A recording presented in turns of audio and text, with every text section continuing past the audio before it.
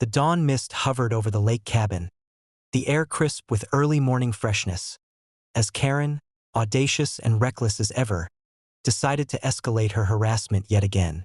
She had seen me in my cabin and, in typical fashion, immediately called 911, convinced that her entitlement and audacity could manipulate law enforcement into taking action. She could not have been more wrong. What she didn't know was that the moment she arrived, the responding officer would recognize authority, mine, and that her audacity was about to collide with military rank, preparation, and consequences she could not control. I was alerted instantly by the cabin's advanced security system.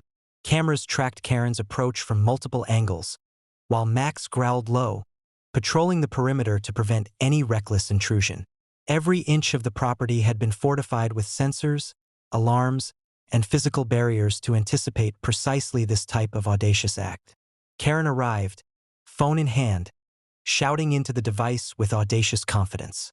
"He's trespassing. Remove him now," she barked, certain that law enforcement would act on her call without question. I stepped onto the porch, calm but commanding, dressed in uniform with my military insignia clearly displayed. As the responding officer approached, his face registered shock and immediate recognition. He saluted, acknowledging my rank and authority. "Major General," he said formally, the weight of military respect and protocol silencing Karen instantly. Her audacity faltered, replaced with disbelief. She had assumed boldness could replace knowledge, authority, or preparation. Instead, she was confronted with an individual whose authority surpassed her comprehension, whose preparation neutralized her every attempt at coercion, and whose rank demanded respect and obedience from those present.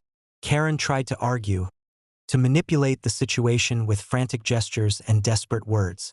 "I'm just calling to enforce the law," she shouted. But the officer, recognizing my authority, confirmed that Karen's complaint was baseless. Surveillance footage, security logs, and property records all demonstrated her audacity had no legal standing. Every reckless attempt she made had been anticipated and fully documented. Within minutes, Karen was fully exposed.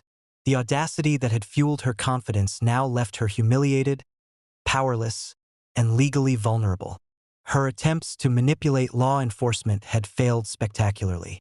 My strategic positioning, military authority, and preparation had neutralized the threat completely, ensuring the safety and sanctity of the property. By midday, calm had returned. Max patrolled the perimeter, ensuring no further intrusion could occur, while I reviewed the surveillance footage, confirming that every precaution and contingency had worked flawlessly. Karen had retreated, defeated, and utterly humiliated. Sarah and I walked along the lakeside, reflecting on the incident. Every attempt at manipulation, intimidation, or coercion had been met with preparation, authority, and strategic foresight.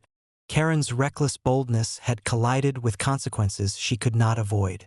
As the sun set over the lake, reflecting brilliant gold and crimson across the water, the cabin, the property, and the family sanctuary stood serene, untouchable, and victorious.